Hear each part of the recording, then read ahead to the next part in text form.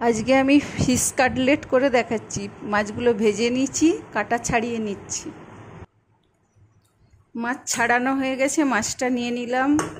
এখানে আলু একটা নিয়ে নিলাম সেদ্ধ, পেঁয়াজ কুচি, লঙ্কা কুচি, রসুন কুচি, এখানে কর্নফ্লাওয়ার, এখানে লঙ্কা গুঁড়ো, নুন, চিনি, গোলমরিচ গুঁড়ো দিয়ে আমি মেখে নিচ্ছি। মেখে আমি গোল গোল শেপ দিয়ে দিয়েছি।